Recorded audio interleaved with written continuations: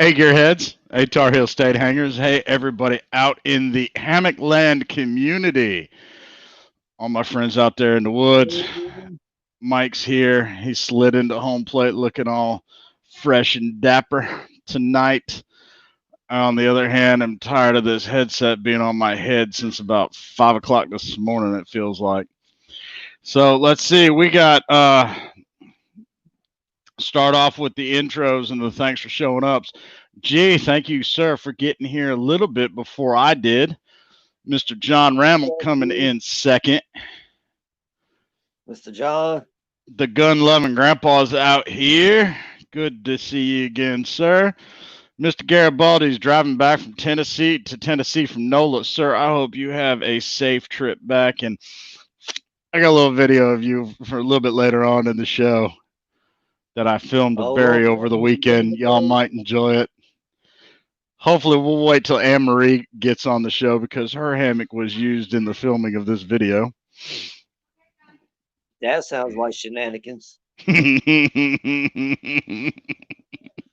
Oh, it's some complete shenanigans. Let's see. Anybody else hanging out? Who else is out there in the hammock land? Before we get started on this, we'll let everybody else show up. Come on now. I know there's other people watching. Oh,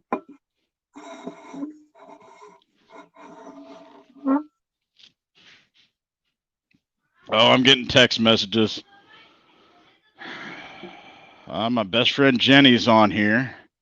Why she can't type in the chat like a normal person, I don't know. Well, hi, Jenny. She is my best friend and knows all my dirty little secrets. So, hey, Jenny. Yes, Jenny, there's supposed to be a chat. It's going to be on YouTube on the right-hand side of the screen as you're watching it on YouTube. I mean, I'd pull it up and show you what it looks like, but I'm scared I'd open up a hole in the matrix with a picture of me talking about a picture of me, talking about a picture of me, talking about a chat. Hey, Susan, welcome to the show. Yes, John, it is a poor individual. She was actually even in my wedding. So, that tells you how far she goes back. She was at the birth of my daughter, like literally at the birth of my daughter. And maybe one night we'll have her on the show just to so y'all can have some dirt on me, because I got dirt on all y'all.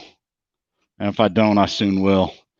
So tonight's fancy beer is brought to you by the Mandarin IPA from the Highland Brewing Company. If you're familiar with IPAs, this is actually a pretty tasty IPA. Mr. Curtis has showed up. So Sean's got about 30 minutes with us. So we'll start and dive in on the episode. We're a couple minutes into it. Tonight's episode, the seasons are changing. The COVID's finally letting us all up. Yeah, Miss Christy Pixley has showed up. She's new into the hammock community and been asking a lot of questions on Tar Heel State Hangers. Thank you for joining us, young lady. Looks like she's got picking out the right places to hang down to a science. She's always got a awesome. She's got some photo ops, doesn't she? We'll need to get her over to the Carolina side of the world. But anyway, COVID-19 has decided to start opening up the world again in the backcountry for all of us backpackers. And the seasons are changing. Most of us haven't hiked or camped since January, February. If we even do winter hiking and camping, and those of us that don't, gosh, y'all ain't been out in the woods since last fall. So for that, I apologize. I hope y'all can get out in the woods sometimes a little bit better. All right. Yep. Jenny can now see the chat. Good on her. It's a pretty good profile picture you got going, Jenny. All right.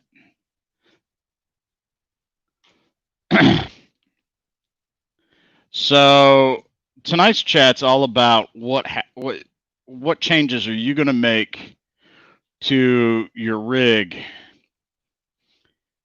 Protection, rig changes, insulation, your kitchen, your stoves, general gear, trail changes in switching from the winter shoulder seasons to the more summer traditional ultralight backpacking setups. And if you're a car camper, what changes are you going to make there, if any? I mean, if you're not having to carry it out in the woods, I just about bring everything anyway. And those of you that have camped with me know that, yeah, I will pretty much bring it anyway. Mike, what's your thoughts? What's the first thing you change when the seasons change and all of a sudden it goes from lows in the 30s and 40s and 20s and below up to those hot summertime nights? First thing I change is my clothing. Okay.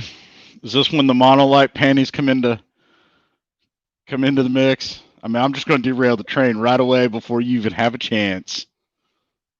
Those are for like July 4th. Through August when it's like really sweaty, Okay. humid, and what we call down here in the South, you getting swamp ass. The swamp ass season. Yes, the season of the swamp.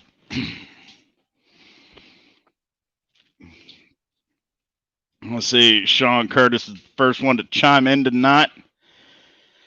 He finally takes his winter sock off a couple months and it'll be back on. So I don't think I've ever seen Sean camping without his winter sock on his hammock. But for you that don't know, hiding from everybody. Yeah, I think that too. There's some shenanigans going on, and I'm sure there's some shenanigans going on inside of Sean's winter sock. I don't want to know about it. I don't either.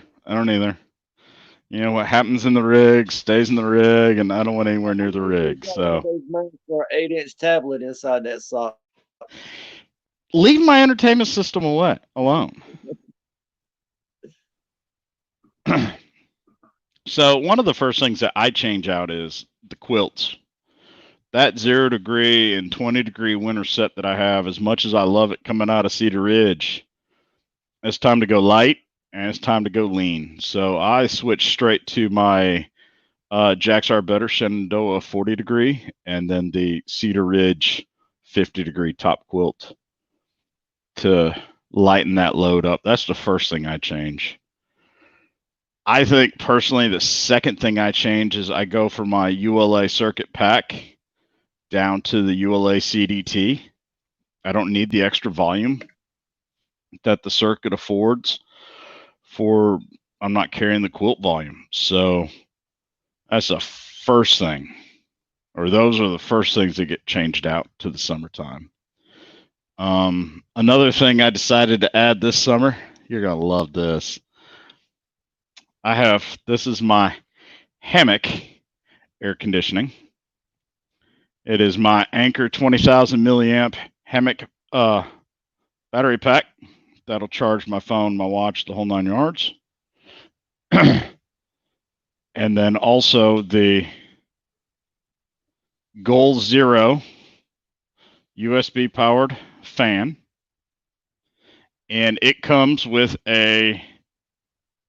about a 12-inch, it might be a little bit shorter than a foot, posable USB extender so that I can connect that to my hang time hook and put the battery pack in my gear storage, run the gooseneck through my hang time hook, and while I'm laying in my hammock watching my 8-inch tablet movie, I got a ceiling fan, or at least I got air flowing on me.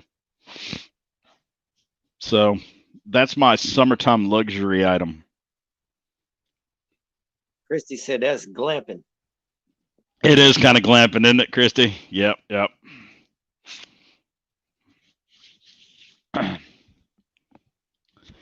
John said he could just go to a underquilt protector for under insulation. You know, I've heard that. I've thought of that. and I guess it's a fear of mine, that little story that I'm sure I've told on this show a time or two before. My coldest night in a hammock, low temperature was 72 degrees. So, and I didn't have an underquilt on, and that's why that was my coldest night. It's not that I need the underquilt throughout the night. It's just that 4, 5, 6 o'clock in the morning when you're sleeping good and you don't want to get up, and now all of a sudden that breeze kicks up and now you're cold. And I just take the underquilt. Yeah, my coldest times have been in the 70, 80s, and 90, and I've camped down to 6 degrees. But those 3 times will.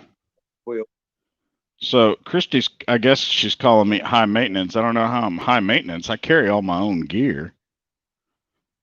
It's not like I'm bringing a mic along for a Sherpa. I mean, I will say I rely on Mike for starting my fires, but that's just because he flat out enjoys it and I don't. So. Yeah, and you're not going to take my fun away. Unless you're John and going to be a pyro about And it. be a pyro and light it up with a propane tank. I can't quite compete with it. Susan Wessinger says she used a sleeping bag fleece liner last weekend with a 40-degree underquilt.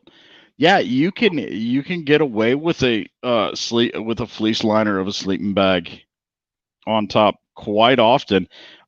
My 50-degree Cedar Ridge top quilt is actually lighter than my fleece sleeping bag liner, so I like having it. I have gotten away with a real thin silk weight sleeping bag liner, but just get in and out's a little bit of a problem.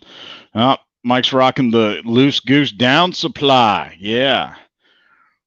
All your best down is provided from Loose Goose Down Supply, a North Carolina down company. Let's see some of the other changes. Mike touched on it with clothing layers. I'm not taking the silk base or the merino base layers. I am still going to, when I'm backpacking, I will wear a black merino wool t-shirt all weekend long. And I may take the puffy. I may not take the puffy jacket. I may just throw a lightweight fleece hooded sweatshirt pullover. As some of the people camping with me this past weekend found out, summertime's kilt weather. Oh God.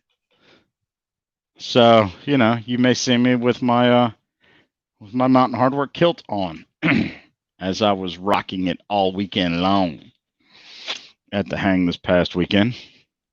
How was that hang this weekend? It looked like y'all had a ball. It was a good trip. LD Cakes put on a very good hang. For me, it was a little awkward having to don a rubber glove and a face mask to go through the food line. But I mean, it was good to see Dutch, cut jokes with Dutch all weekend.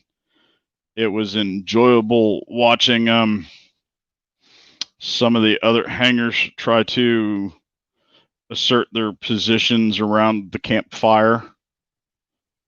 And yeah, kind of fail miserably, but it is what it is. Right. Christy, you're definitely going to want to change clothes before you go to bed at night. I generally keep a change of clothes that's strictly for sleeping. Mm-hmm. Yep. So you're all day, and even if you like dry off, your clothes are still holding on to that moisture, and with the dampness in the air overnight and the temperature dropping is going to cause you to get cooler and be cold throughout the night. So there's a few other things that a lot of people don't think about. If you're hiking during the day, you're going to sweat, especially 80, 90 degrees. Or the other week or last summer when Mike and I spent a weekend and the heat index topped 114 degrees. And yes, I have proof of that. Heat index topped 114 degrees. So I have an audio lag. Ooh. How bad is my like, audio lag? for me, you're not lagging. Every once in a while, it'll be like rubber, rubber, and then it straightens right up. So I don't know how it's coming in on anybody else's. So while I'm checking diagnostics over here, as you finish your hiking during the day, you get to camp, you've sweated, you're still sweating, you start cooling off, you start drying out. While the moisture in your sweat does evaporate, it still leaves behind the salt that is part of the sweat. So as you sleep at night, and for me, it's in some very specific regions that I really don't want to talk about, but you know, and that, yeah, that when the sweat dries, it salt crystallizes, and now you've got a very abrasive friction type point that it's what causes chafing. And that's what causes the classic Carolina swamp ass. And things of that nature. So, at the very least, in the summertime, I will disrobe down to about everything I can.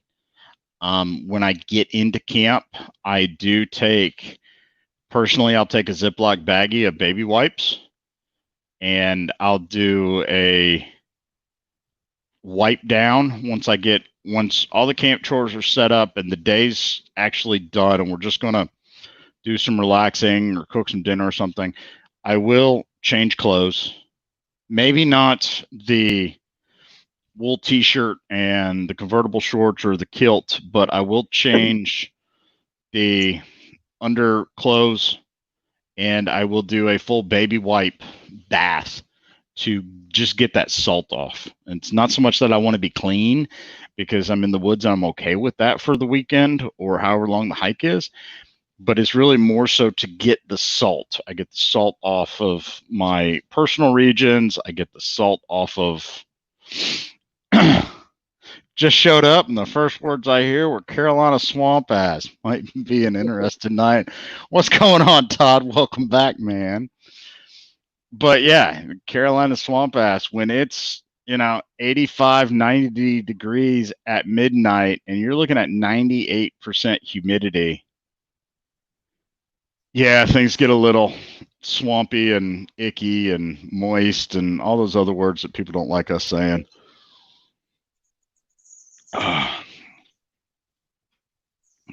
But so, Christy, to answer your question, I will disrobe down. I will change the compression shorts, and depending on the temperature, I've got that 40 and I've got that 50-degree down sleep system, and I'll just let that do the work to keep me warm. Let's see. As far as types of clothes, you're going to want moisture-wicking clothes, or like a wool or a synthetic.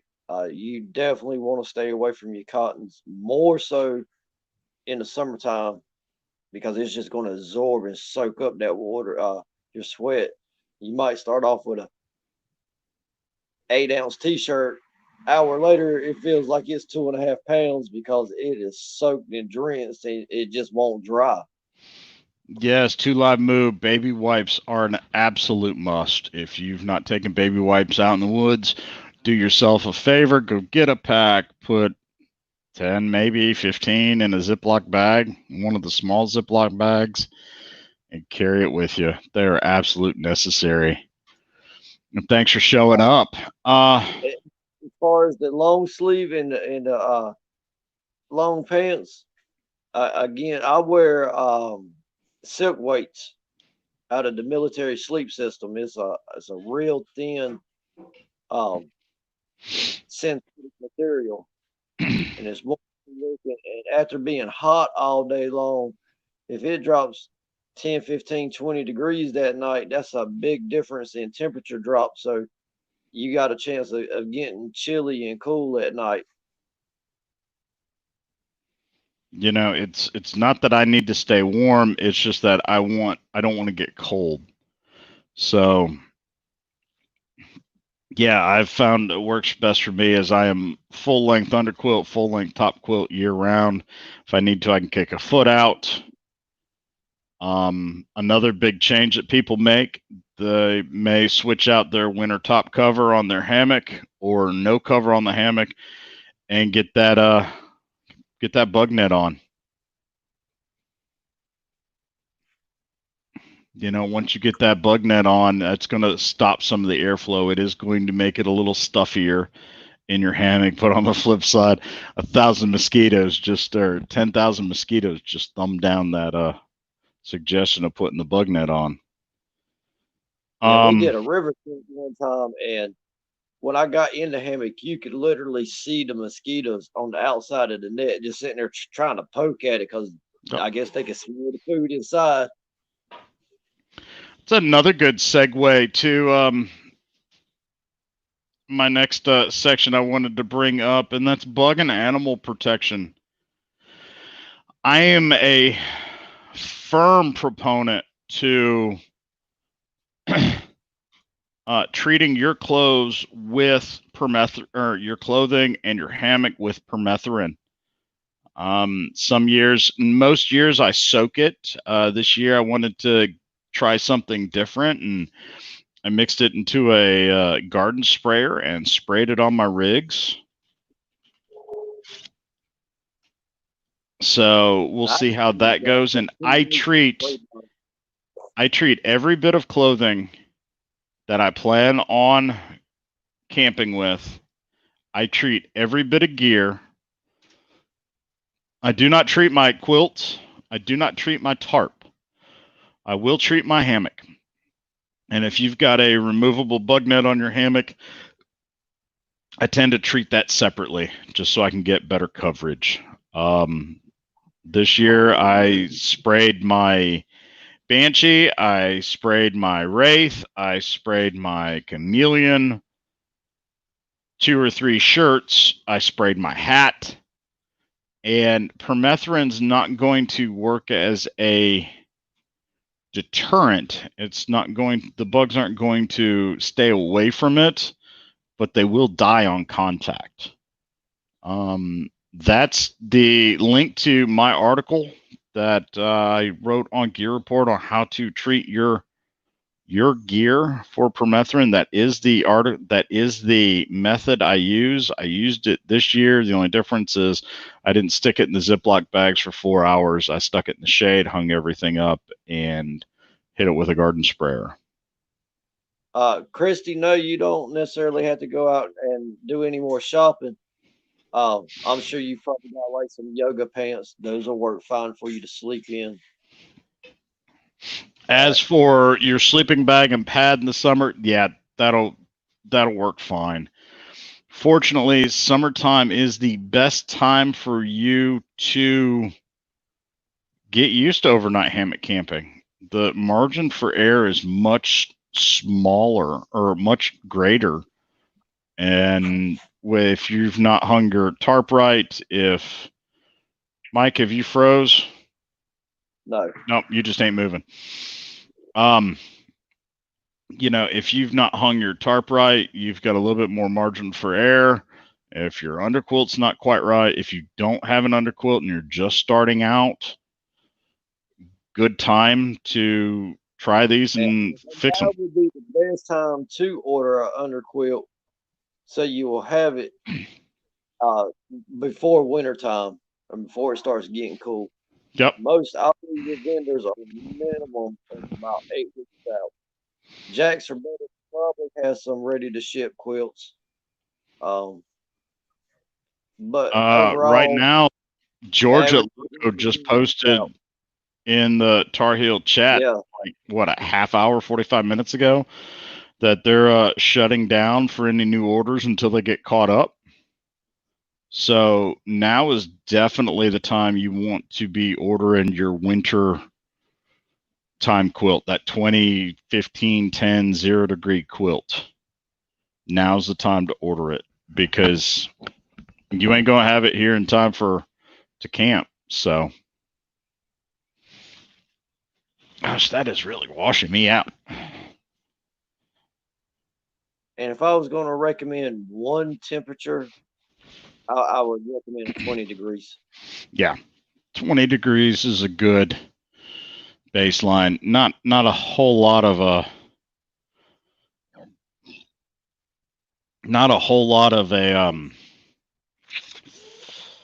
people are crazy enough to camp below 20 degrees. Christy, that was Jack's Are Better. And if you use the code Pickl, it'll get you an additional 10% off any in-stock quilt at jacksarebetter.com. I do know they said the other day that they do not have the fleece liners in stock at the moment. Yeah. They don't have the fleece liners. I believe the seamstress that was sewing those fleece liners still has not come back to work from COVID. I believe she is at an at-risk or heightened risk category or whatever the term for that is. I didn't say it backwards, John. That's the code they gave me. If you want to give me a code that's the opposite to really confuse me, okay, that's fine. But the code is Dick Pickl, not Pickle Dick. Come on, people. So permethrin's going to be good for your gear and your clothing, but it's not exactly very useful on your skin. It does tingle, it does burn, it will kill a cat while it's wet. So if you have any animals, and Mike just dropped off, if you have any animals, please make sure that they are nowhere near it while it's wet and it's drying. For your skin, I use just simply Pickardin and just give that a spray on. I've also found that mosquito sticks around my rig. If I'm going for an overnight or a 2-night, I may throw a mosquito stick in the backpack and then light it up at the head end of my hammock area and just let the incense from the mosquito stick, blanket the hammock. What other changes you gonna make, Mike? More capacity for water carrying, for transporting water. Yep. You're gonna sweat it out more. You're gonna drink more. You're just gonna want more. I don't know. And depending on where you're at, it's going to be harder to find, so it's not going to be as readily available. So increase the filter usage, increase the bottle carrying. There's some really good options out there from Hydro Flask and from CNOC or Canuck or however they pronounce it for dirty water carrying, clean water storage, however you want to use it and carry it. I'm also more prone to taking me a Pepsi and a Gatorade in. That weight penalty is worth it for one. Even if that Pepsi's hot, once I get to camp, just oh my God, I'm craving that soft drink. It was for that trip last summer, wasn't it? Oh Lord mercy. So yeah, last summer, let me see if I can find the pictures. Last summer, Mike and I, what was it, June or July? It was one of the two. It was right around this time of year. It was right around. I had just went to Raven Rock, and that memory popped up today on my 1-year memory on Facebook. So it was a weekend or so after that. So right around a year ago. And they say it's a 2.5 mile hike in. It's more like 3. And I went through a half a gallon of water on the hike in. Yep. So the heat that weekend, it was, there we go. Let's see.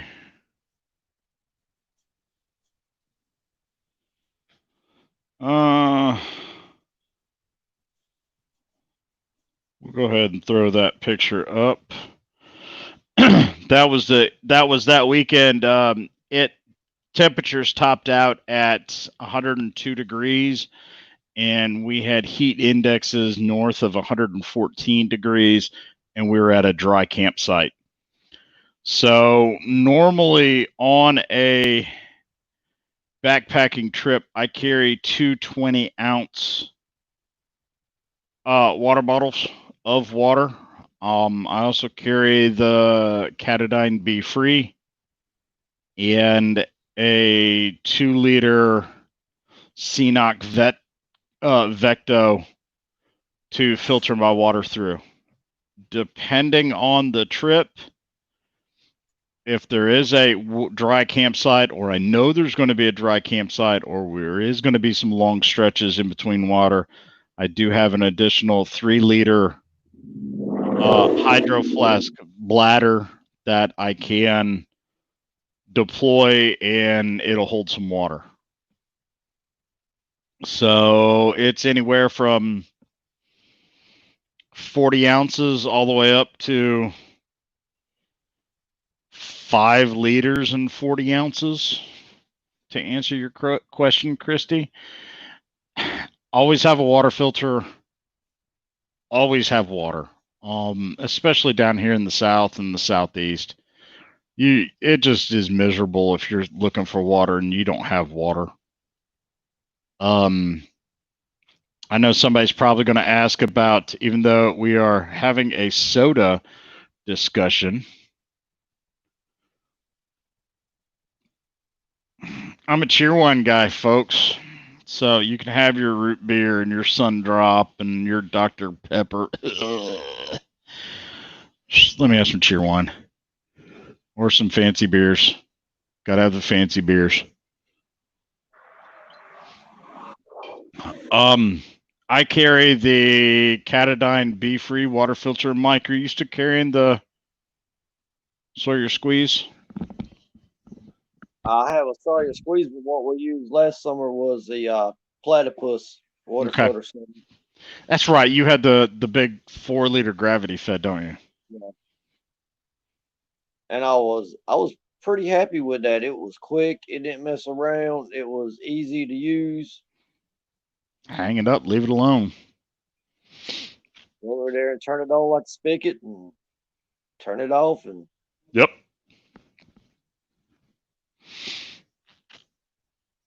Let's see. You'll do some trail changing. Whatever he packs in as far as bourbon or whiskey. yeah. It's usually whiskey. It's generally. All right, here's another one. And I'll throw this out. Everybody's going to love these.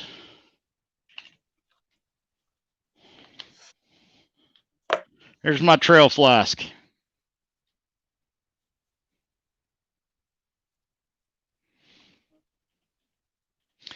This is also my alcohol storage for my alcohol stove. These are kindy twist pouches. Approximate volume, do not microwave, steam, or boil. They say single use only, but I'm okay because their real intended use is for single use. And yeah, I don't use them that way. So let's see. Amazon. Yes, they're for is breast milk. Yeah, they're for breast milk.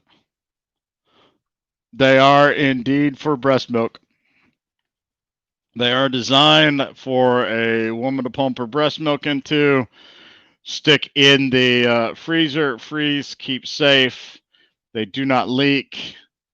They have done exceedingly well.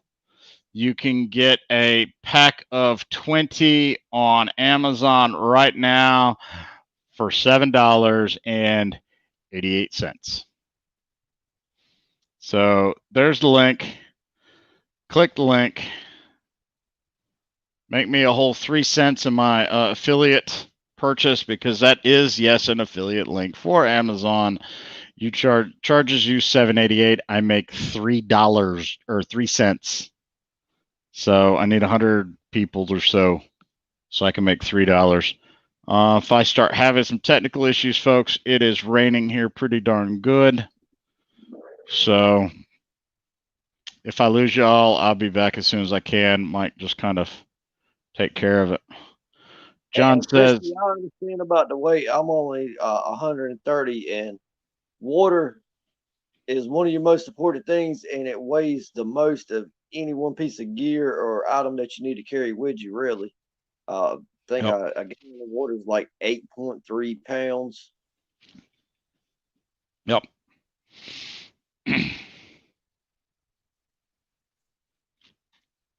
Todd just buys Imperial IPAs and deals with the weight. I commend you for that, sir. I like the most bang for the buck, so that's either bourbon, rum, or tequila. The problem with rum and tequila is they're the exact same color as my denatured alcohol from my alcohol stove. It's not usually a problem because I'm generally not taking shots when I'm cooking dinner, but you never know. Well, I like Todd's tip last week. If you hiking in and you got to cross over the top of the mountain, stash you one up top, yep. so it's on your way back.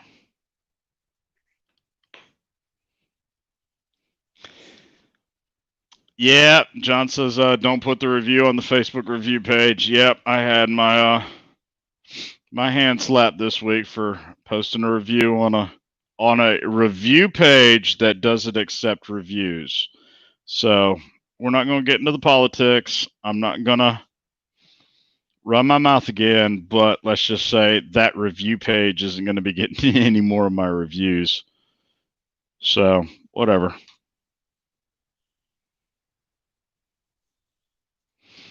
Don't worry, at Pickl. At Mike will do his job and try to look pretty in the corner. There you go, Mike. Yep. I'm glad somebody noticed. I think G might have something for you. That's like the third week in a row he's called you pretty.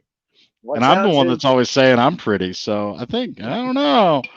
Watch out. Mike might be prettier than me. Do y'all think Mike's prettier than me? I mean, it's okay. I'm a big boy. I can take it. If y'all think Mike is prettier than me.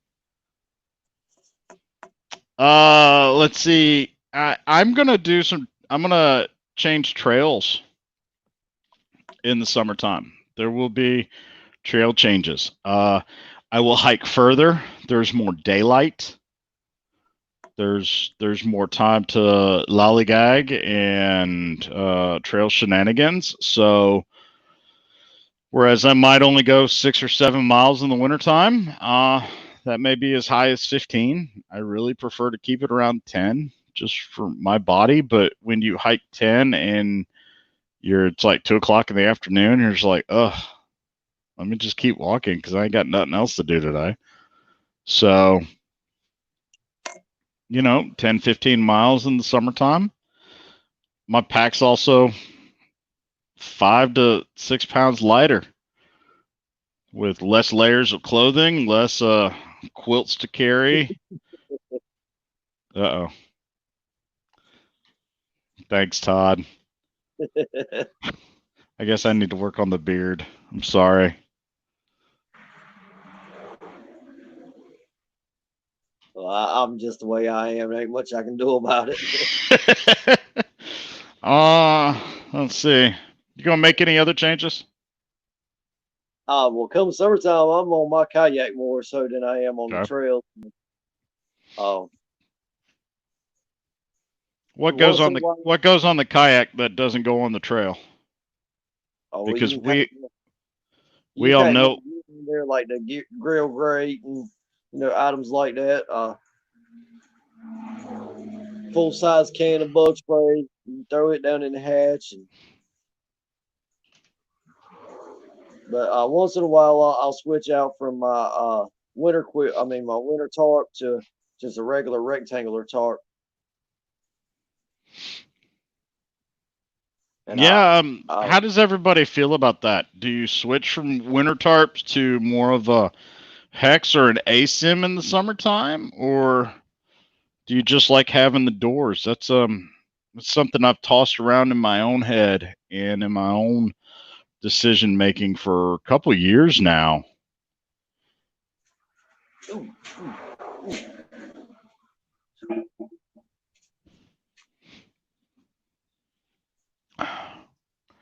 Yeah, but ooh. gee, after three fancy beers, I'm either ready for bed or really bloated. I don't drink a whole lot of beer. Um, Matter of fact, last weekend I I took a 6 pack of the Mandarin IPA and I took a full flask of the Jack Daniel's single barrel. I ended up bringing home 2 of the Mandarin IPAs and 2 ounces of whiskey. So some weekends I'll drink heavier and tie one on, and then some weekends it's just not that big of a deal. And with some of the drama from last week and some of the individuals that were at the hang this past weekend, I thought it would be a much better idea if I stayed sober and kept my mouth shut, because Mama said if you can't say nothing nice, don't say nothing at all.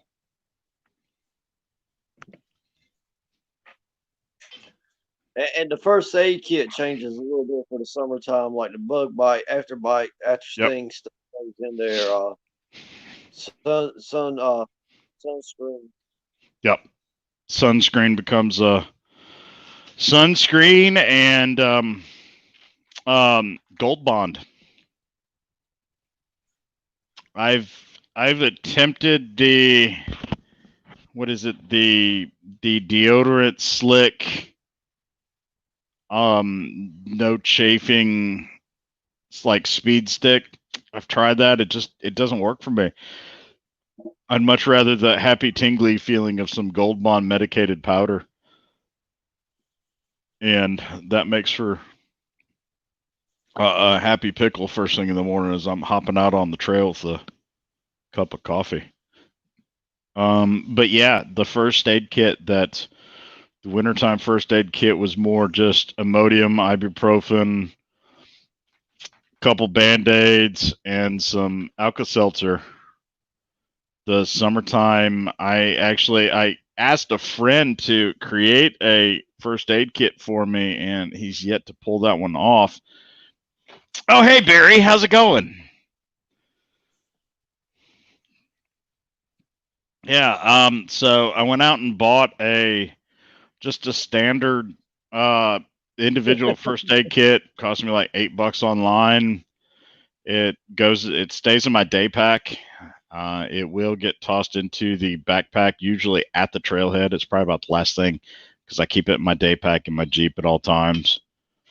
Um, there is a tourniquet that stays in the Jeep for the trauma side of the med kit, but usually if I'm out shooting, then I know there are people that are much better equipped for trauma than I am, as well as my medical training is not very great.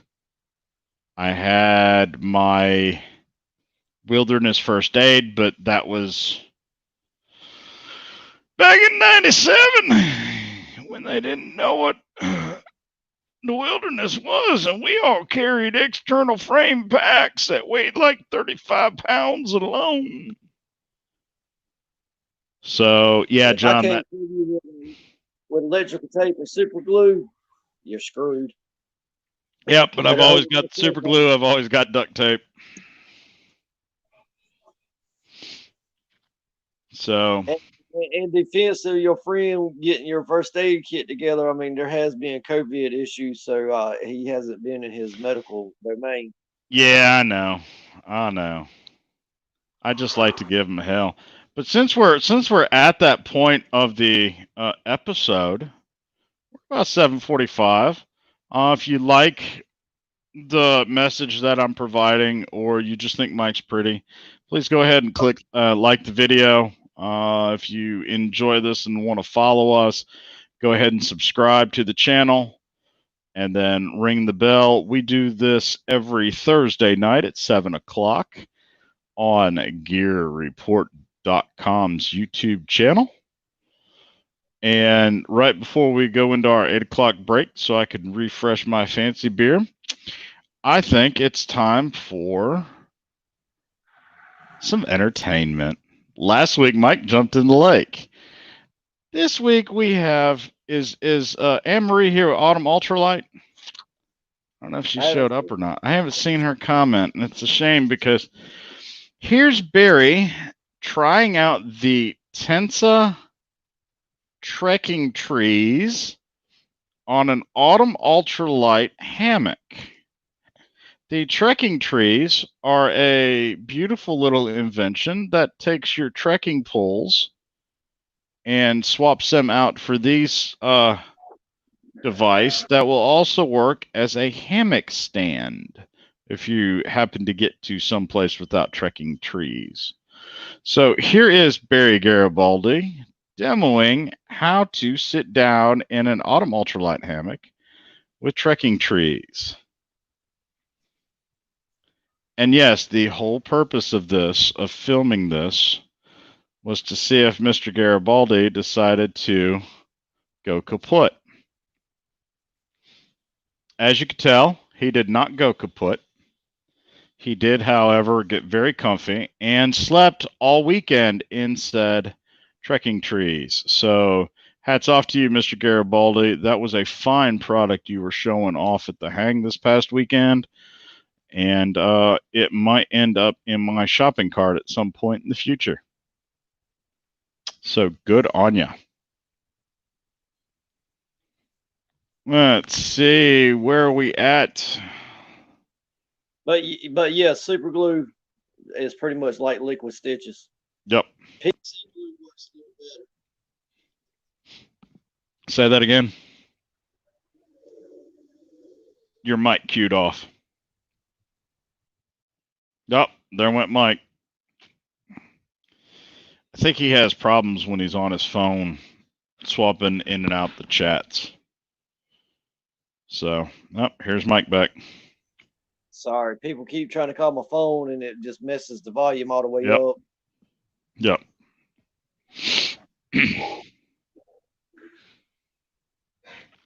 Let's see. I also add sunscreen in the summertime. Yeah, smoker, cigarette filter, cut it down and use it, and some tape is like a Band-Aid. Yep.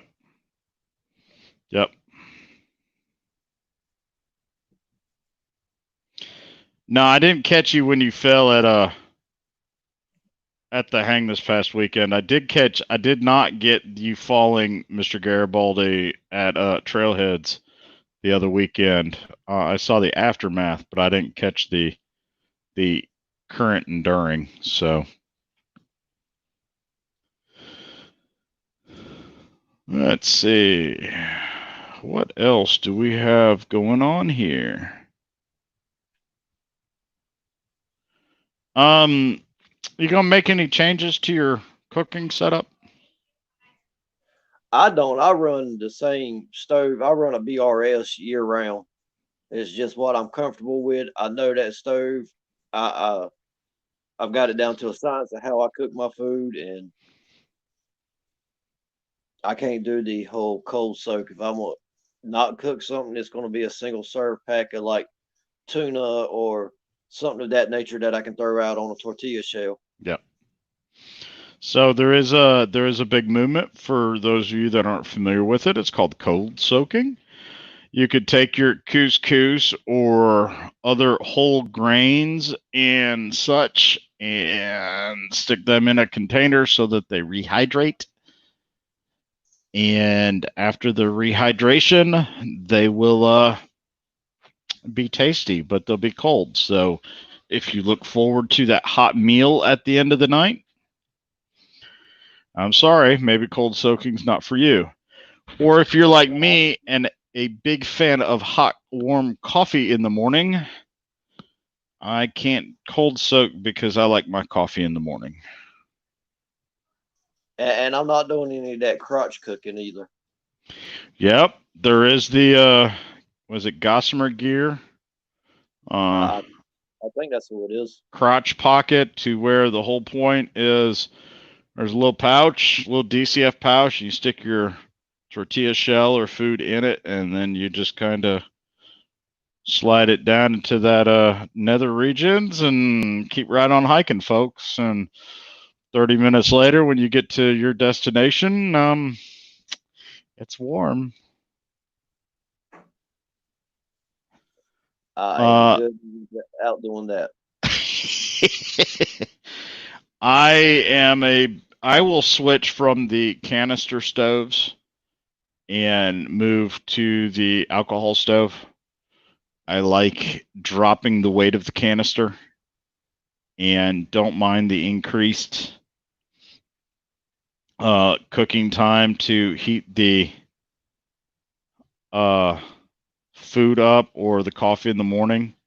So we'll go with and especially since I actually usually grind my own beans for my coffee in the morning. So the 7 minutes for the alcohol stove to heat the 2 cups of water from my coffee gives me plenty of time to make all the other preparations I need to for my coffee. So I'm good to go there.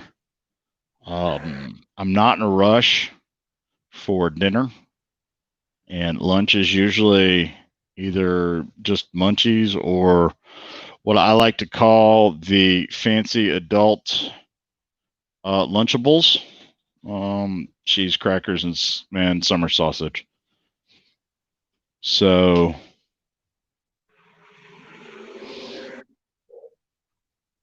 yeah. What do you guys do?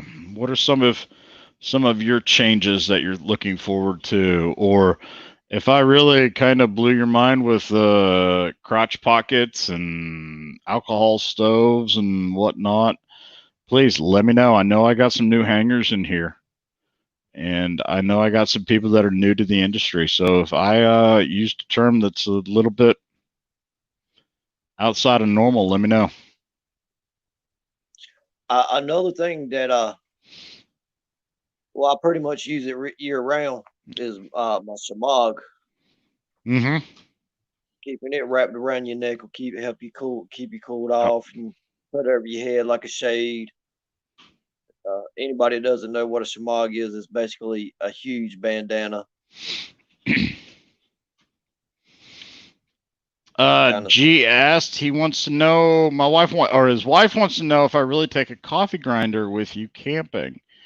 Well, G, thanks for asking. It's almost like I queued it over to you, which I didn't, but that is my cook set from this past weekend.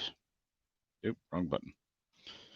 So I've got my alcohol container with a measuring cup, because one of the drawbacks to this alcohol container doesn't pour real well. I've got my Tox 550 pot with the Core Puck micro stove under it. I've got my AeroPress travel. There's my coffee grinder. There's the other pieces of the AeroPress, and it all fits inside of my Trailheads zippable brick. And of course, I had water. Now, this is, I was technically car camping for this trip, but that's pretty much my coffee setup. That's my kitchen setup. And yes, my coffee setup actually weighs more than my stove setup. So it's a weight penalty that I choose to take. He's fancy. I'm fancy. And as you can see right here in the center, there is a Ziploc bag. Those are the coffee beans.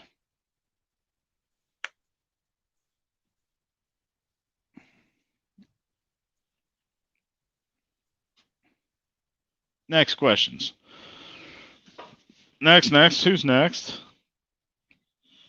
Well, I see that Christy and Jennifer are saying no to the idea of crotch pot cooking.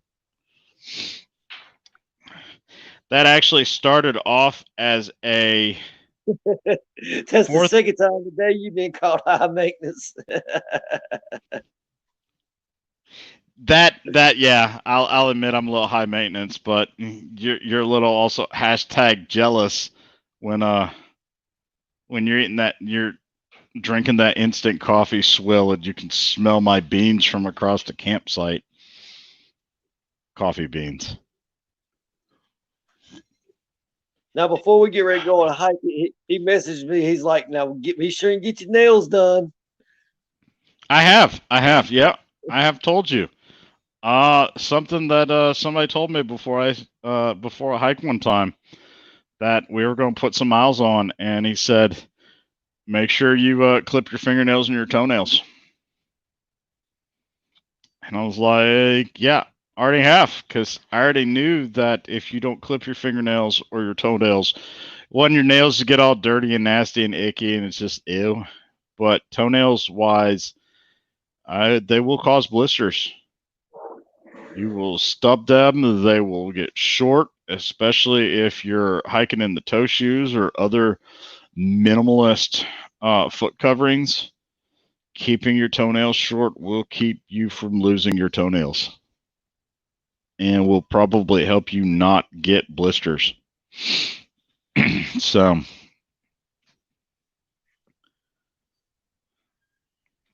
all right, what else we got here?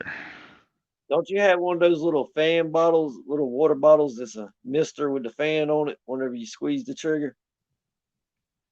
I did for a while try it was rubbing alcohol or hydrogen peroxide and cornstarch and some water as a no rinse hair shampoo. You basically just sprayed it on your hair, rubbed your hands together, and then toweled off. And what it did was the cornstarch and the alcohol helped to evaporate the oils that had gotten into your hair.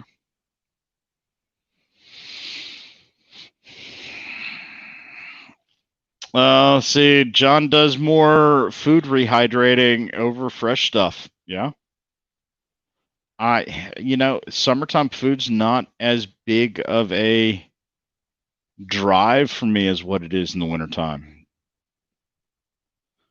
Look. I went camping with some buddies, and we sort of rotated who cooked when, and it ended up being my turn to cook bacon one morning. And where the fire pit, and we had to cook over an open fire, and it was out in the middle of just no shade, nowhere, for like 2.5 hours in the blazing hot sun. I think I might even been hungover a little bit. Not you. Yeah, not me.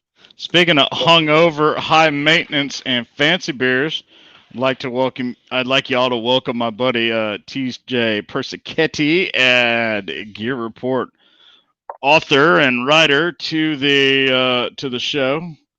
TJ is known for his high maintenance fancy beers and bourbon collection.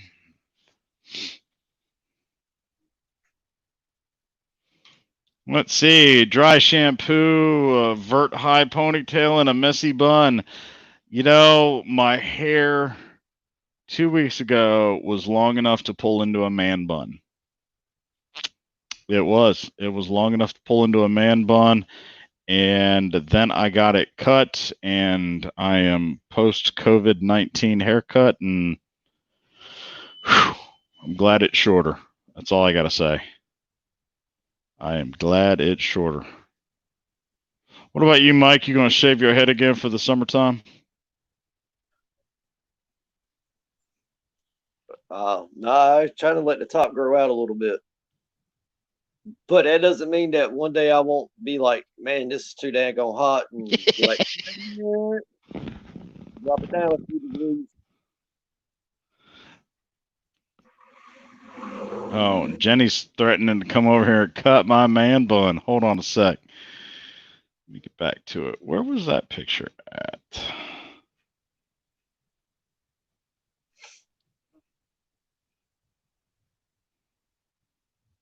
Maybe I didn't save it. Maybe I deleted it. Go to our group chat with John and look in the photos. Was it? Did I post it in there? There it is. I believe so. There it is. There you go, folks. There's just enough right up there. Yeah. Some good stuff. Yeah, my hair used to be much longer back then. I mean, I G. do what? I asked G what it was worth to him.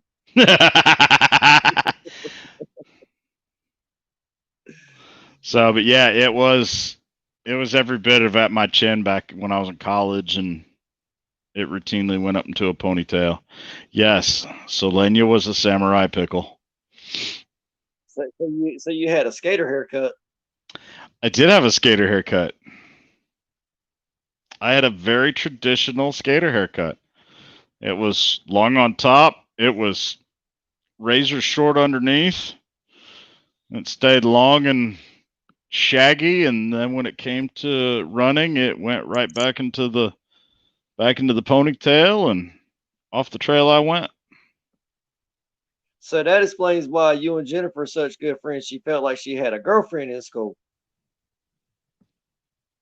Now we're on to it. Now we're on to it. Oh, I did want to say I had a bit of a gear failure over the weekend that I wanted to touch base on. What failed on you? Let me get the picture up and see if you could tell me. Oh. It looks like the gross grain on your tarp there busted. Yep. After 2.5 years of being my main tarp, the grow grain on my Cedar Ridge outdoor winter refuge tarp popped loose. Now, on their website, it states explicitly that they have a 1-year warranty for workmanship. So I'm out of warranty. It wasn't a fabric failure. It was a stitching failure, but it's been 2.5 years. Mike knows that's been at least one camping trip and 2 nights of hanging every month for those 2.5 years, at least. Yeah, you've definitely got your use out of it. Mm-hmm. I got back on Sunday. This is Sunday at about, 2 o'clock in the afternoon, 3 o'clock in the afternoon. Sat down, sent an email to Warren and Richard at Cedar Ridge. And I even stated in the email, hey guys, this is just a long-term review. Here's where we're at. This is what happened this weekend. I had it on the hammock stand. I was in it taking a nap. I heard something pop. The geometry changed, got out, saw this is what happened. I know it's out of warranty. I just wanted to give you an idea of, here's what your product's sitting at and has done. And within 10 minutes, my phone's ringing, and it's Richard saying, are you okay? Tell me a little bit more what happened. Awesome. stick it in the mail, ship it to us. I'll fix it. It's going to take me 15 minutes. I'll fix it. No questions asked, and I'll ship it back to you. And I was like, man, it's okay. I know it's out of warranty. It's okay. I just wanted to let you know where you're at. And he's like, no. He got kind of, look, you. Don't make me come down there. Stick it in the mail, ship it out to me in Tennessee, and I will make it right and we'll get it fixed. And I'll go over the rest of the tarp and make sure there's nothing else that needs repairing on it. So my hat's off to Warren and Richard with Cedar Ridge. If you're interested in another segue, if you're interested in learning more about Cedar Ridge Outdoors and their high quality hammock quilts, top and under, they were on our first episode here on Hangin with Pickl and Mike. Them and the Jacks Are Better owners, Don and Dave. So if you've got like time to kill and nothing else to do, please go ahead and take a look at it. But and if you ever get a chance to camp with those two guys, jump on it. I promise you, you will not go to bed without your gut full and hurting from laughing at Richard so much. Yep. Warren and Richard are good people. On his magic tricks. That's all you got to do. Yep. Get them drunk. Have them do magic tricks. It's spectacular. And if he hands you anything in a jug, be easy. Yeah, it'll put a hurting on you. It's kind of like that stuff you pick up at trailheads. It'll put a hurting on you if you ain't careful.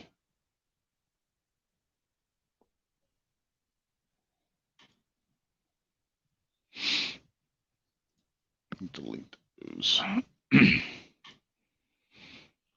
I'll step away and refill my cup real quick. Yeah, let's take a good 2 minutes so I can step over to the refrigerator. Folks, if you need a refill, go make a refill.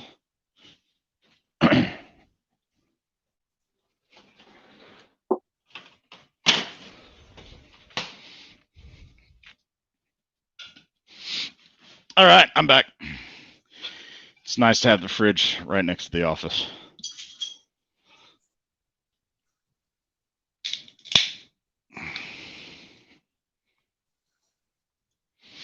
Yes, the best first aid tip for backpacking I ever got, coming from Todd out of Parallel 43, is don't carry anything you don't know how to use. No point in a suture kit if you can't stitch somebody up. You, sir, are correct. That's usually why I carry ibuprofen, Imodium, Alka-Seltzer, some Band-Aids, duct tape,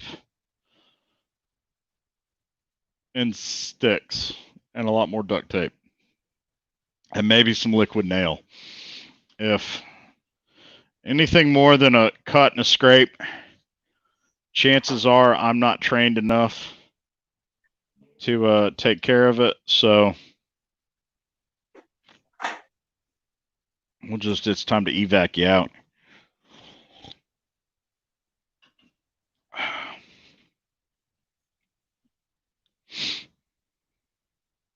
Uh-oh. Jennifer says next time she's got a free Thursday night, she'll come over.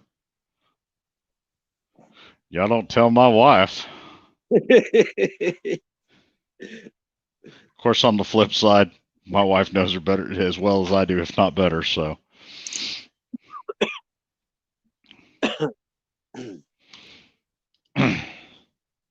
What? Yeah. Somebody said next time she gets a free night, she's going to come over for the show and catch the show live.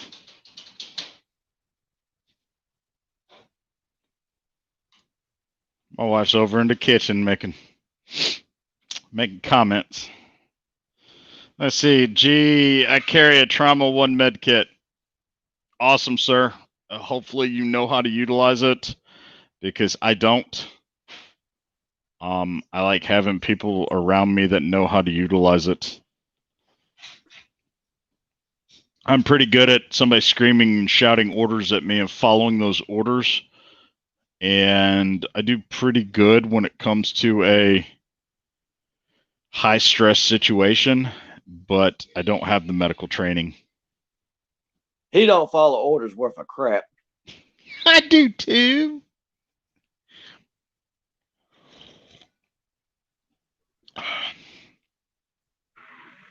Christy wants to know if you lean to the right, Mike. She says your chair has seen better days. You must lean to the right. I don't know where the chair came from. Because one of the things I inherited somehow.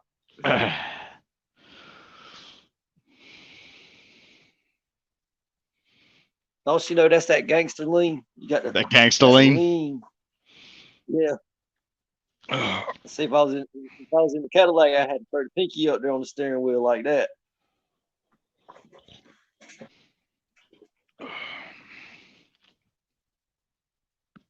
Let's see.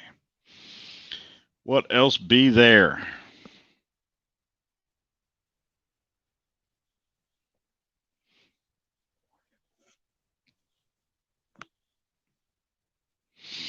All right, that's good to know. G's got the first aid kit, the CPR, first infant first aid and CPR. Plus, I had my CPR back when I was guiding on the river. I also had my my wilderness first aid back then, but again, that was 96, 97.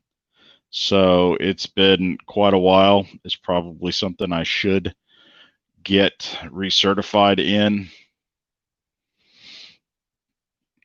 I got a new piece of gear that I'll be putting to use this summer. What's up? Yeah, tell me about those. You just got those in. Okay. Insulated water bottle holder from Todd over at Parallel 43.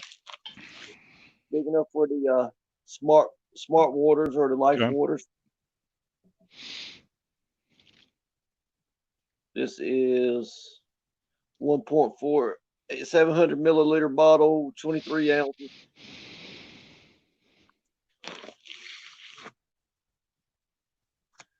And it almost completely covers it up. Good deal. Almost completely covers the whole entire bottle up. Just enough for the little mouthpiece to be open there at the top. Good deal. Let's see. To update, let's see. Christy's pouring more wine. Todd thinks you're more of a lifted 4x4 guy than a Cadillac guy. No, Mike's distinctly a Cadillac guy around here in the Carolinas. The biggest problem here in the Carolinas is these lifted 4x4 guys, half of them can only afford the front half of the lift. They can't afford the back half of the lift. But I also do have a Chevy 1500 Super Sport also. So, Christy, speaking of first aid kit, hiking alone, camping alone, what are my bare minimums to pack as far as first aid safety? It's a very good question that I am not the person to answer that question. Go to like Walmart. They got a little. There are plenty of prepackaged IFAKs, individual first aid kit out there. You can build your own. To be completely honest, mine consists of a bunch of ibuprofen, a couple chewable antacids, some Imodium tablets, some Benadryl tablets, a few Band-Aids, and then I think a little trowel size of liquid nail, and about 15 or 20 feet of duct tape that I've got wrapped around my trekking poles. It's not a bad idea to throw a set of tweezers in your first aid kit and maybe a little magnifying glass. Yep. Summertime includes the tick tweezers or the tick key. G suggests a firearm for animals and predators. You know, to be honest, here in the Carolinas, I've never really had any problems with animals or predators. It's been mostly the two-legged ones that are usually inside of a mile radius from the trailhead. Once you get outside of a mile, you're usually pretty good. As for ticks from Christie, that's what the permethrin and the picardin are for. You're not always going to be able to avoid those patches where they reside, but it does provide you a little bit of extra peace of mind. If I think I'm going to be in an overgrown area, I may leave the kilt at home and just take some convertible pants. And if it looks like it's getting thick, I'll probably just zip the pant legs on. And of course, those have been completely permethrined. I believe they also make like some bracelets that you can wear around your wrist and your ankles to help with the ticks and the mosquitoes and everything. Yep. Dryer sheets, they also help with the mosquitoes. Mm-hmm. Yep. And use DEET on your skin, but do not use DEET on your gear. I've tried to get away from DEET. It just burns too much. It's cancerous. It's unhappy. It's unhappy in more states than just California. I've gotten a much better feedback of the picardin. I did last summer have a company help me develop a soap and body spray. I developed my own soap and body spray. I mean, come on, people. That's kind of cool. Until I used it and immediately within an hour and a half broke out in some sort of rash. So that's why nobody ever heard of the soap and body spray I created for myself.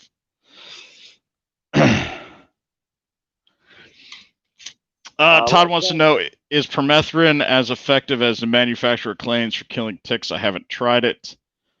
In my personal experience, I have seen an ant fall into a netless hammock, and within 15-20 seconds, that ant was upside down on its back and dead.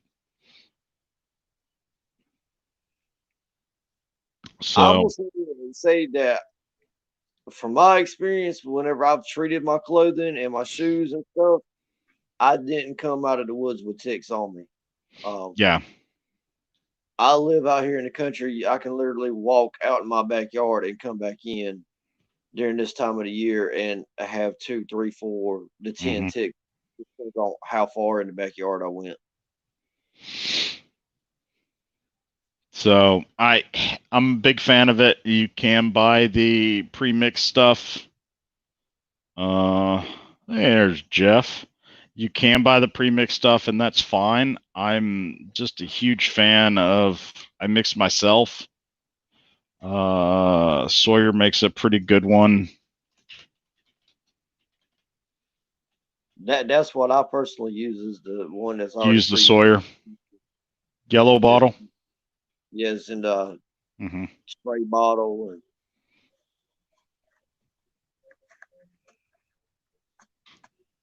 and yeah, John, aloe during the summertime is good, especially if you get like sunburn. Yep. I generally have like some alcohol wipes in my first aid kit and antibiotic,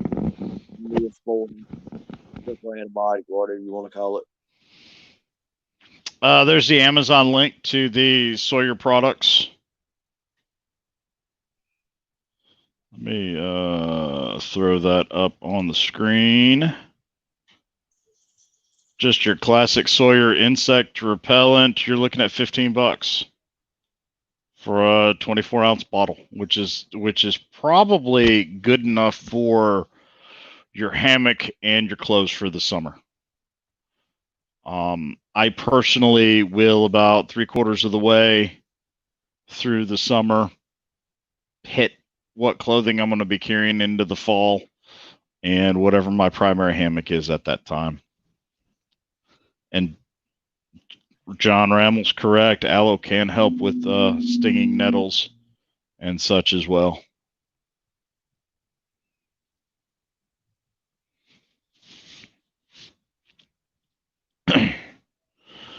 What else you got? I'll tell you something that we I don't know about like up north and out Ohio area, but summertime here in the South, freaking chiggers. They come from the deepest, darkest depths of hell and make the devil himself cringe. Yep.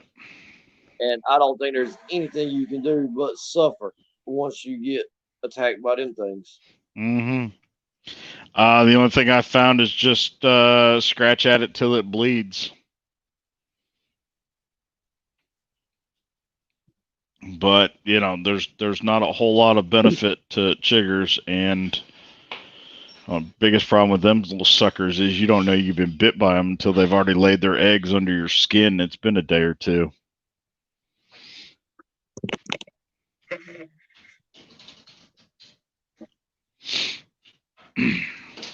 Let's see. We've regressed into a CCW conversation in the side chat. Yeah, they're over there with the Sig Glock debate going on. Yep, everybody gonna have that Sig Glock debate. Simple answer: get one of each, one for both hands. Yep.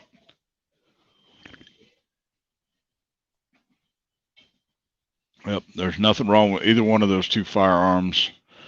One should probably feel good in your hands.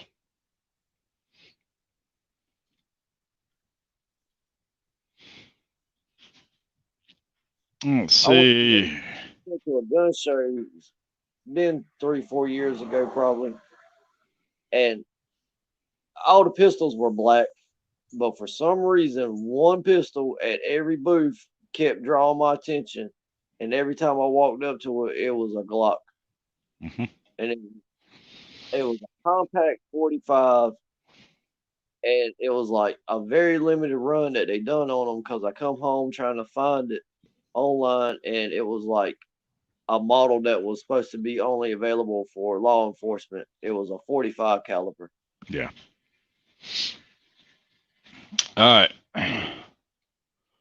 Let's see.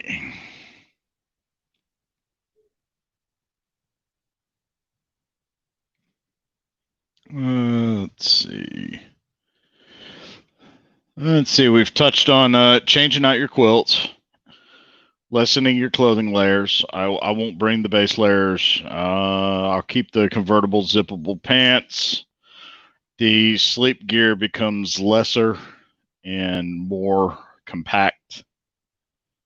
I will still wear wool. I'm a big fan of wool in the summertime.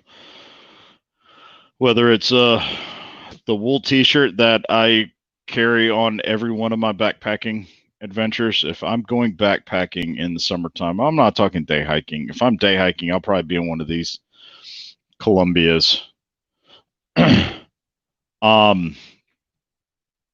As for actual backpacking, it's going to be the Ridge Merino black wool t-shirt. It breathes really well. It keeps me dry. Keeps me warm if it's wet. The whole 9 yards. Let's see. Oh, Jenny. Newbie for the newbie type of hammock. For you, Miss Jennifer, your type of hammock would be the one that you asked me to put you in, and I put you in the best thing I've got. So it would probably be the Trailhead side zip that I've got. That's gray with the purple peak corners. And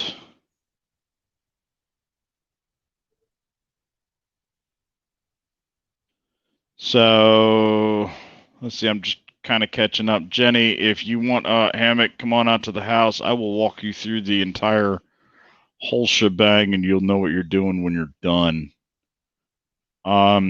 Christy, if you are looking for firearms, I highly recommend, as Jeff put in it, quarterhorsearms.com. They are the Gear Report sponsored FFL or FFA, FFL. Yeah. It's where all our guns get sent before we get to play with them. They will get you taken care of.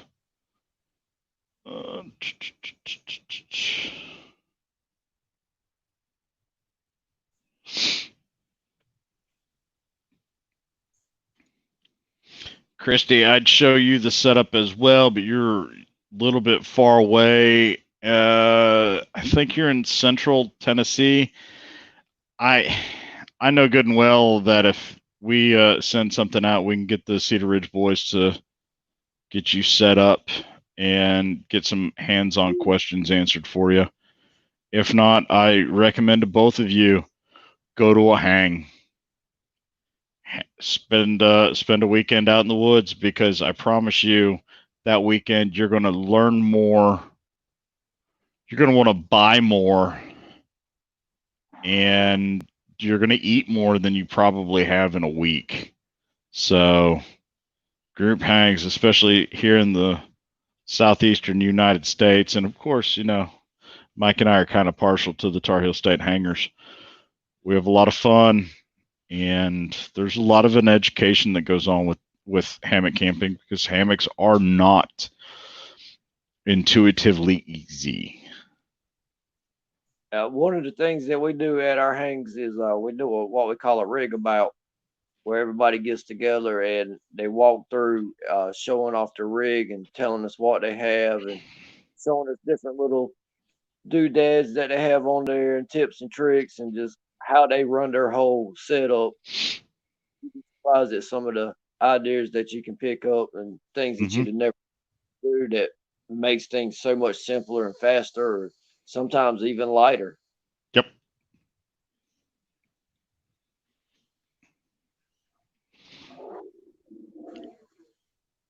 Let's see.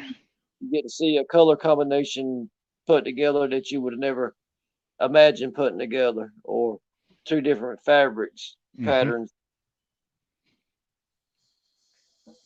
You know, and if you're one of those, you know, when you get into the hammocks, about the first thing you need to decide on is what your color palette going to be for your hammocks. You're going to go muted, woodsy colors. You're going to go loud, bright colors. You're going to do colors specific for something, because unlike with tents, with hammocks, you can choose whatever colors you want. I mean, Rip Stop by the Roll literally sends out a color palette wheel that you can choose a very specific shade of something for just about any of their gear. So, if you don't like plain colors, there's plenty of patterns to choose from, and if you run out of patterns to choose from, you can even get your face printed on your gear if you want to. Yep. Oh, look. Yep, she's after my heart. Yeah. Here's another thing that I know that y'all don't know. You and Jenny have something else in common there, Mike. Oh, that's scary.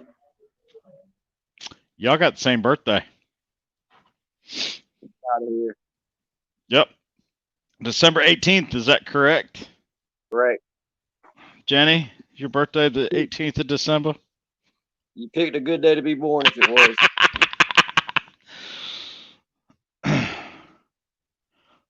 So there y'all go. A connection is made.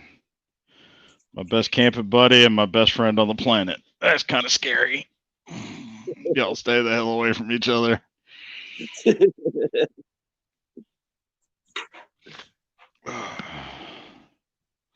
Let's see. We're at the bottom. What kind of secrets would you like to share with me about Pickl there, Miss Jennifer? Y'all stay. I'll kick her out of the chat. That's all right. You can find me on Facebook. My inbox is always. You ain't giving up any of my secrets, woman. I'll only use them to embarrass him, I promise. Yeah. Gee, I guess you're born in December as well. So there's 3. I'm a June baby. My birthday's this weekend. That makes you a Gemini, doesn't it? Yeah. I'm a Gemini on the Cancer cusp, so.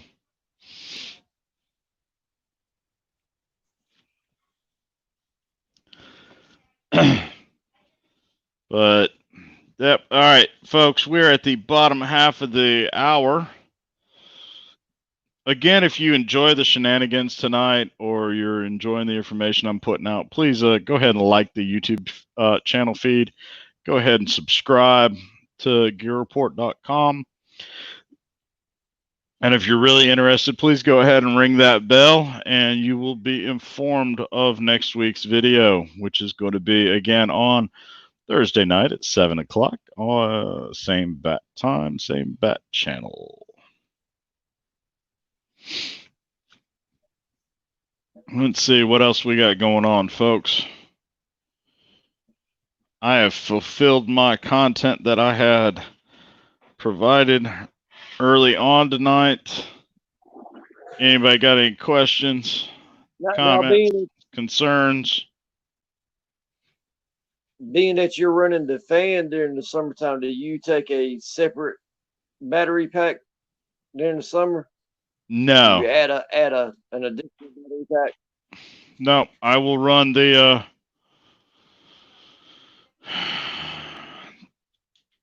the Anchor 20,000 milliamp battery pack. That is good enough for my phone, my watch, and the fan. Now, I'm not going to run the fan all night, but you know, for maybe the first half hour when I get into the rig, or if I'm watching a movie in the rig and I'm going to be stationary, that pushes that fan. This little fan pushes just enough to keep the air flowing around me. And I'm not going to lie, it was about 75 degrees and I was in my quilt over the weekend letting it run through, and it was starting to get a little chilly in the rig. So excuse me one moment. Oh, bye, Mike.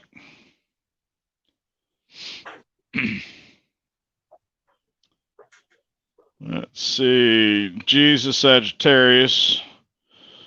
Jenny was asking what? Repeat the question. That was just basically the only question, Jenny, was when's your birthday? And we all know it's December 18th. So let's see if I missed anything.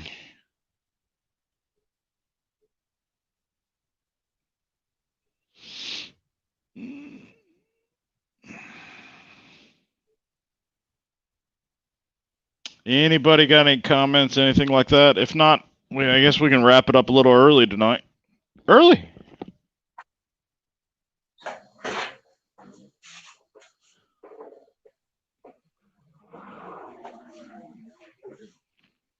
Sorry about that. No worries. I'm just checking to see if Mother Nature called me, and that made me think about something. You can tell how dehydrated or hydrated you are by the color of your urine. Yep. The more yellow it is, the more dehydrated your body is. So you need to start pumping some fluids in and keep them pumping until your urine is a real clear color.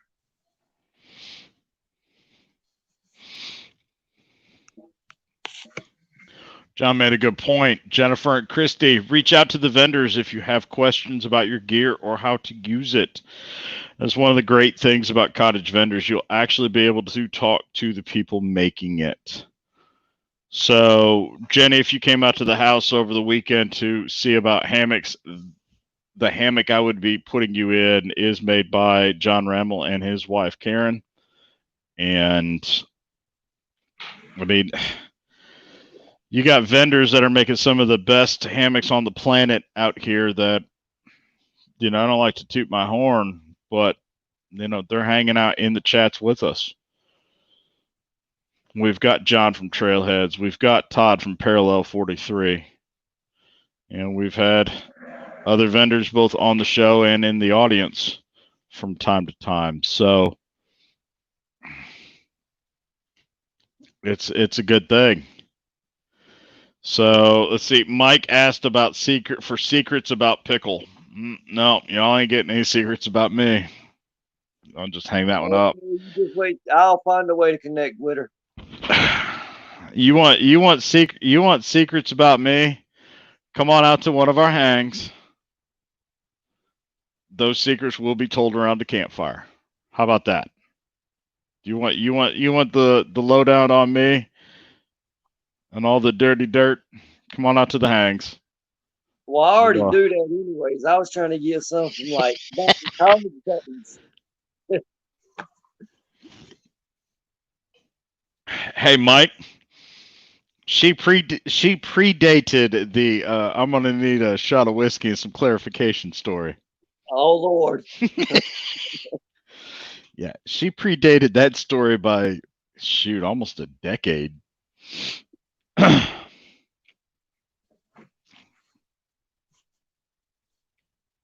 So when I say Jenny and I go back, yeah, there'll be a there's been a few roads burned down and road trips had over the years.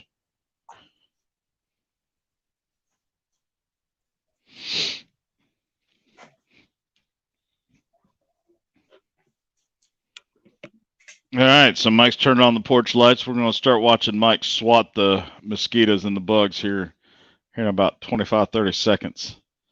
Mike, has that shirt been permethrined? No, this one's okay. This one has it.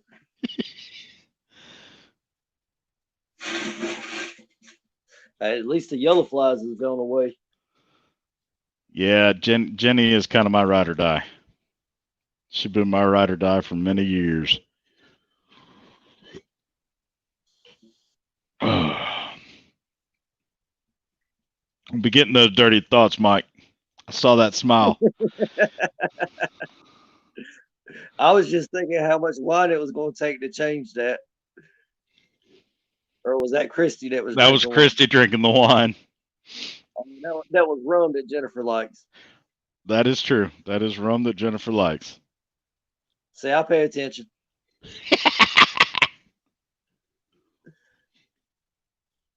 We're down to.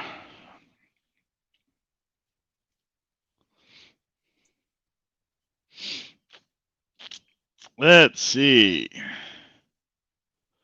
Well, folks, I'm going to, I guess, leave it here. We got about 20, 22 minutes left. And I'm kind of out of things changing, and this is really starting to head off the tracks down into the depths of the depths. So, on that note, we need to do a Hannah's Creek trip. We do need to do a Hannah's Creek trip. Yeah. There needs to be a renegade hang at some point.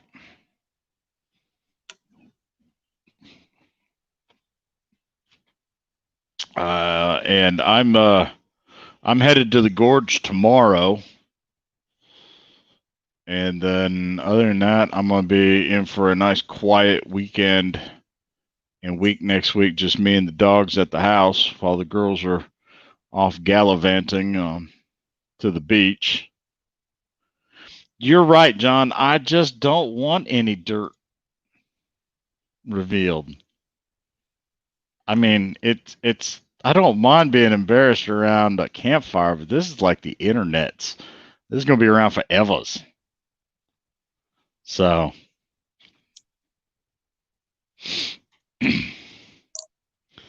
no, we're not going to light the dumpster on fire, G. We're going to keep the dumpster fire off tonight. I'm just trying to figure out which category John's putting that shine in: consumables or first aid or D, all the above. He's gonna have a small Kindle flask for the fuel, for the first aid, and another one for the consumables. Let's see. Christy says she's going to Rattlesnake Falls. It's another thing. Watch out for snakes in the summertime as they become more active. You're in their backyard, them not in yours. I'm a big fan of leaving snakes where they are and not being around them. Yeah, and generally, if you'll give them room, they'll go on about their business. Yep.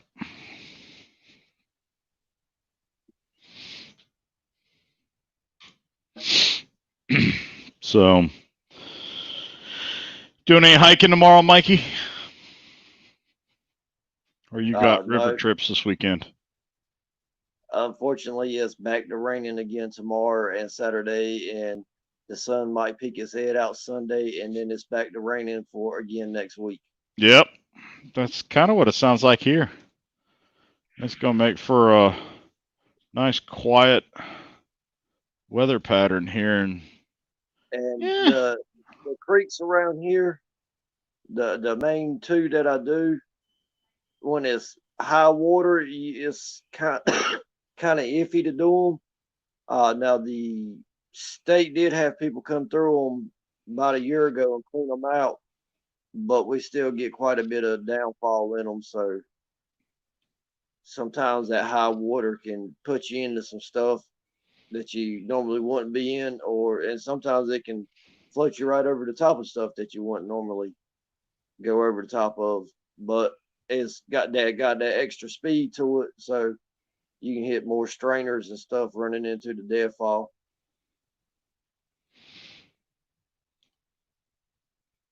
so, what is? Oh my goodness, we just lost Mike. There's one of my computer buddies, Mr. Bevix. Gosh, I just got all the personal friends showing up tonight. It makes me happy. Mike's back. Somebody tried to call you? No, I wouldn't hit the chat button, hit the leave button. Oh. Let's see. Christy stating 85 and sunny tomorrow. Bikini Hammock Falls equals paradise. Paradise. We'll give her a slide, folks. She's been consuming some vino tonight. I've always wanted to hang in Tennessee. I did this past weekend. I finally got Tennessee marked off the list. I mean, a couple of years ago, I hung at a gear vendor's shop, so that marked it off the list for me. But I actually got to sleep in the state this past weekend, so it was a good trip. So, what's your favorite part of camping and hiking in the summertime, Mike? I just like being out there any time of the year. Summertime ain't cold. That's for sure. Man, I used to be where I'd rather be cold and I'd rather than hot. Now it's vice versa. I mean, I'd rather be hot than be cold, but now it's vice versa because I know come wintertime, I can build a fire. I can get warm. Summertime, you can't get was so cool. Yep. I mean, I'm not running around out there like an Aborigine with a grass skirt on. Leave my skirt alone.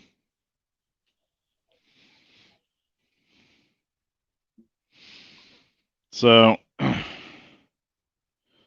Christy's over here chatting. Hold on.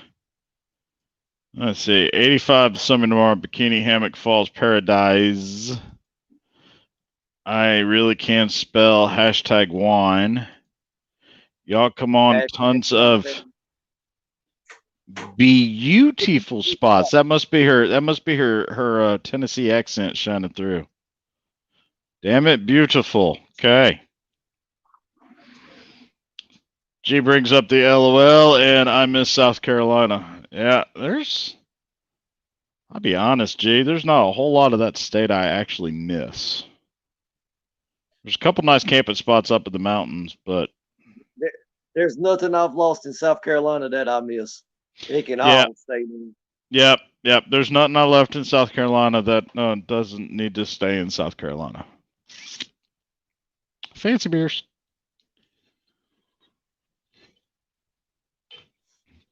Yeah, Jenny knows those stories too, don't you? Bless it. Mm-hmm. Yep. I take it you have one of the same things I have in South Carolina.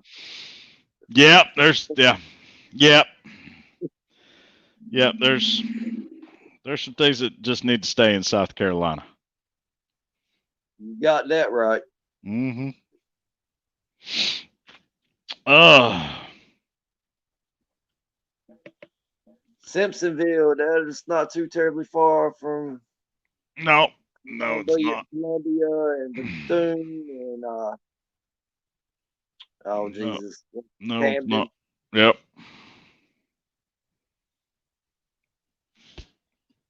Let's see. I enjoy the longer days. I do not enjoy the sun rising earlier because if anybody's camped with me, knows that I am up the moment first light happens. This past weekend in Tennessee, I didn't have to get up for anything. There was nobody around me snoring. I had a babbling brook. I was all by myself.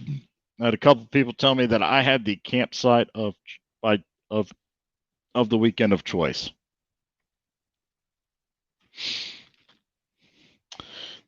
Beavet, thanks for the donation, brother. I appreciate it. We don't ask or request for donations on this chat. It's just to make everybody happy and happy with their hammocks. But I do appreciate that donation. I was up at 5:56 and 6:02 this weekend. No alarm clock, no nothing. And heck, I was under two different tarps and neither one was my DCF. So I am up at crack o' dawn. So I don't relish the earlier morning starts. Kind of enjoy the later night starts. I kind of enjoy the woods being more active in the summertime. Hearing the birds and the frogs and the woodland creatures. This past weekend, whenever I went paddling, seen tons and tons of wildlife. So they were definitely more out than what they are during the wintertime. So do you think it's that it's just seasonal, or do you think it's more because we've all been stranded inside with the COVID that they're just not used to humans being out? I think it's a little bit of it, the season, and everybody's been in the house. There hasn't just been as much human activity and pollution in the world. A lot of things are a lot greener and brighter and more lively, and seems like there's been more animals out. Uh, I actually seen something for the first time that I had never seen in the wild, and that was a nutrient.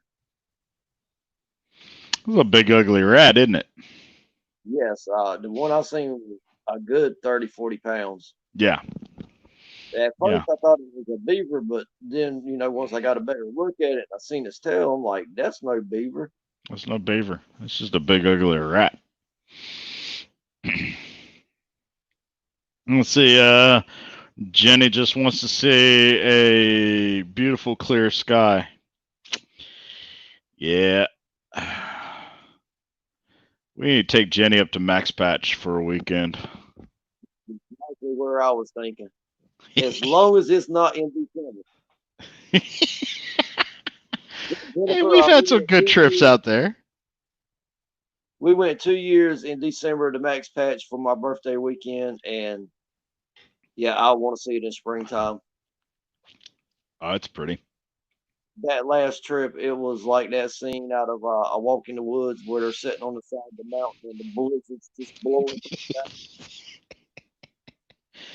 So, for those of you that don't know, Max Patch is a 360-degree high alpine bald that the Appalachian Trail runs right smack dab down the center of it, and you're far enough outside of the city. It is literally on the North Carolina-Tennessee state line, and you're far enough outside of the city that there's not a whole lot of light pollution, and the sky is just phenomenal at night. Stars like you're never going to believe. Sunsets are spectacular. And the sunrise too. I mean, it's a beautiful place.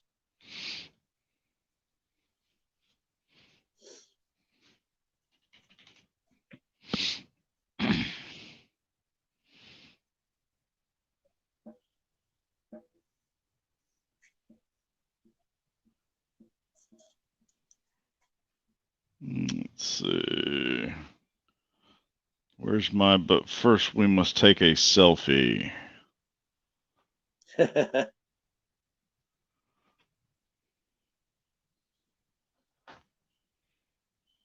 Let's see. That was what, December of 18 on that trip? 17 or 18. If you have Google Photos, you should be able to type in Max Patch. I don't know if I geotagged them.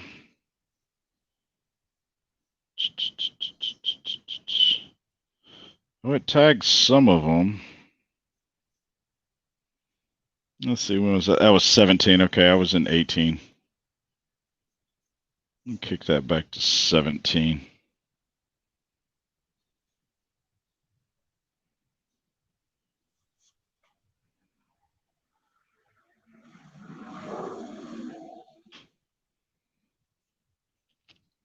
There we go. There you go, folks. That's not summer camping by any means, but there's Mike up on the Appalachian Trail. His birthday weekend.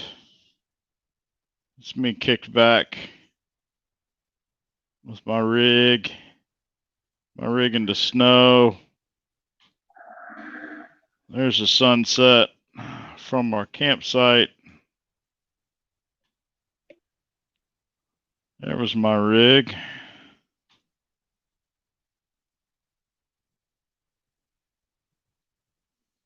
Yep, and I think most of my fancy pictures from that weekend were of the were taken with the camera as opposed to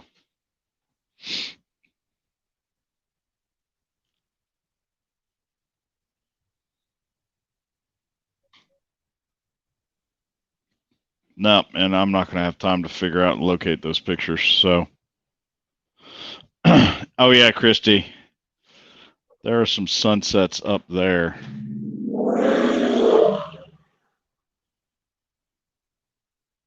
Let's see.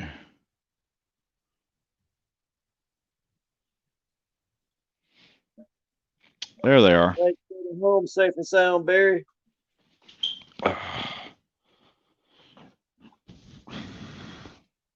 Yes, Barry. Good to be home. Glad you are home safe.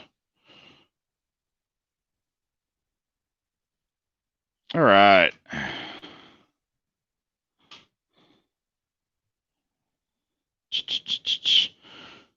There's the sunset from Max Patch.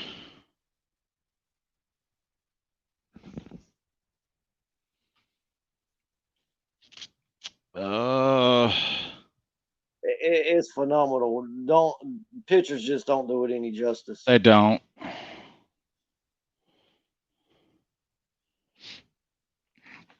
There's another one. At that point, that night, we were actually above the clouds. So you can see the clouds just rolling through below us.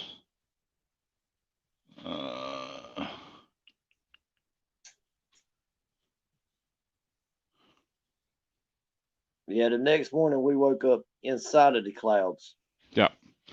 But that's the AT going across Max Patch. There's my little Stuffy. That's Stuffy 1.0 too. Oh, gee.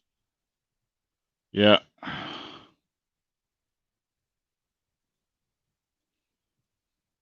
Boy, that camera took lousy, fuzzy pictures.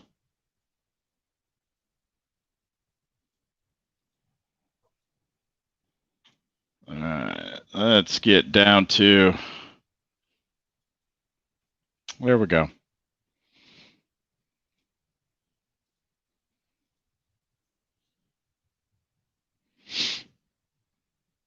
That's what kind of sunset you're going to get.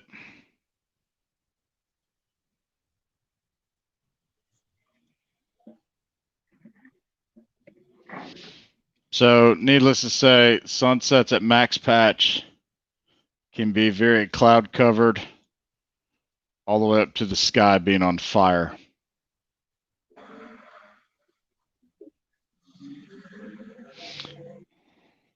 There he is. But first, we must take a selfie.